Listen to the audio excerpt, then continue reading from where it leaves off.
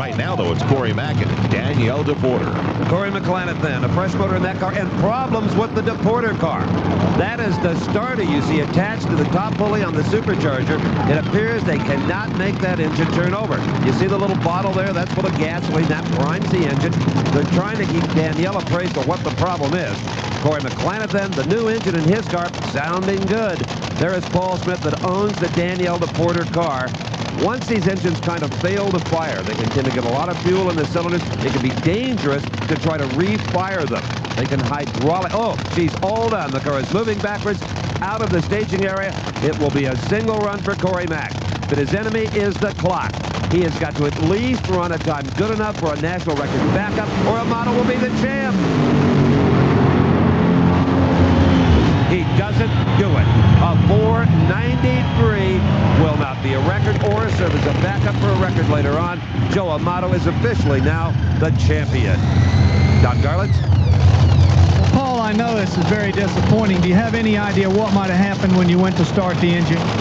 Yeah, in the pits, our starter broke, and we borrowed a starter, and the drive deal didn't fit real good, and we tried to spin it to clean it, and couldn't spin it enough without it jumping off, and then we tried to crank it again, and it tried to backfire. But she'll be back next year. Great. Thank you. Disappointment for Paul Smith, crew chief, and the young lady you're looking at right now, Danielle DePorter. But don't forget, she won $10,000 for finishing in the top 10 of the season-long point standings. Also won another 10 for Rookie of the Year.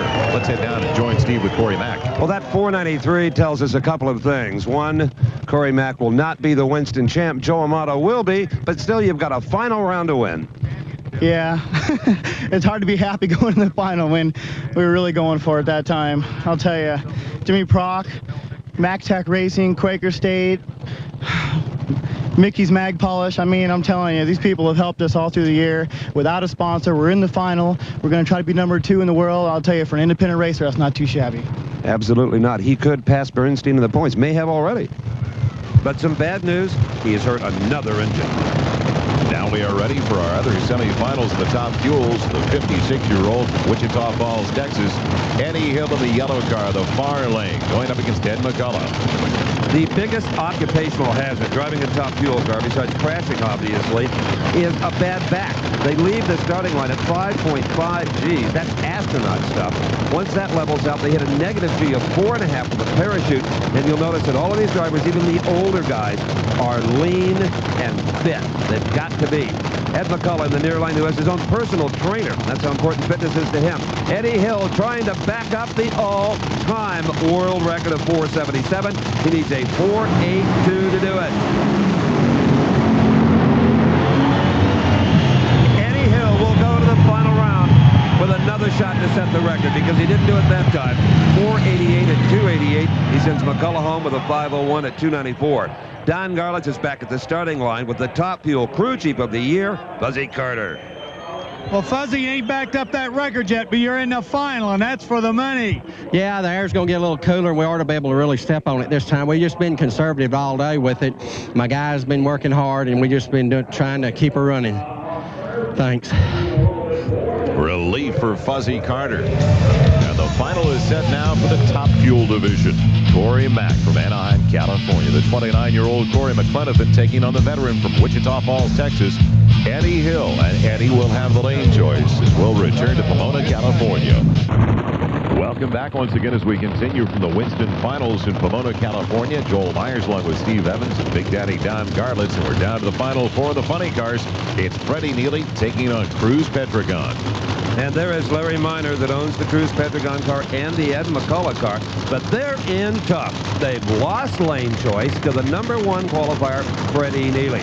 He's not reading their press clippings right now. Freddie Neely wants to win his first ever NHRA national event. And this Dick Brown Motorsports machine, the car is absolutely flying. Freddie really has more hardcore driving experience than Cruz Pedregon. Not taking anything away from Cruz. He's the champ. This could be very, very interesting. The tough young guy from Atlanta. Oh, and Pedregon. Too much power too soon. Freddie Neely breaks something just before the finish line on his winning effort, and that slows the car dramatically to a 5.36 at 222 miles an hour. Pedregon's crew chief Larry Meyer is with Don. Well, Larry, you have any idea what might have happened? Yeah, we blistered our tires real bad on the run before. We had to put a brand new set on. We was worried about it. The way it goes. You're the Winston champion, ain't you? That's all that counts, right? Thanks. Disappointment today, but as mentioned, an outstanding year for Pedregon and his entire crew. We'll look back now at problems for Freddie Neely. There you see it looked like the supercharger backfired halfway through the race. Let's find out with Steve at the far end. You got a hurt piece here. Yeah, but we got some stuff back in the trailer. We'll get it fixed. We'll be back, Steve. Okay, right now they can't even get the body up on this car because apparently the blower let go and has broken the latch in the body. So there's a lot of work to be done on this car. Plenty of work and getting ready for the finals just a few minutes away. We go with the other semifinal now in the funny car division. The veterans we were talking about earlier, Chuck Etchels and Al Hoffman. Now, Al Hoffman has been running the same engine all weekend. Not so Corey Mack. Here's a report from Don Garlitz. Steve, I'm in Corey Mack's pit, and the scene is exactly the same as it was around before. They have exploded another engine. The team is working very hard. They have installed a new silver bullet in the car, preparing it for the finals. Winning this race is very important to this team. Even though they have no chance at winning the Winston Championship, they would sure like to win the Winston Finals. It would be such a boost for this team starting off the '93 season with this win under their belt. Corey Mack is driving a single-shot rifle. Takes a new bullet every round, and that's expensive. That's Helen Hoffman helping out her husband, Al. He's in the near lane, the far lane with lane choice, and he has taken that lane like everybody else that's had lane choice. It's Chuck Etchels. But this late in the afternoon, I don't think there's any difference in the lanes. There's no edge to either driver or crew chief. This could be certainly the most equal, if not the best race of the day in the funny car category.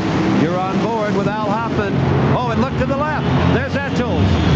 And Etchels stays there to the finish line. Maynard Yates' crew chief says, yes. 5:16 at 280 miles an hour for Etchels. Hoffman leaves with a 5:22. Let's go to Don.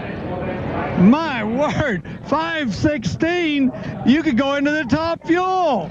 Well, I was afraid that Tommy's car's been running real good. I felt we had to run a mid-teen in the semis here. The sun's going down, the track's better. It should be a hell of a final. So the final is set now in the funny cars as well. It'll be Etchels going up against Freddie Neely. The backdrop, a spectacular one. The San Gabriel Mountains. Etchels will have the lane choice with the quicker ET. And the funny car champion, well, that has been determined already. Even though Cruz Pedregon is not in the final, he won the season-long championship and accepting the congratulations grandstand here in Pomona, California.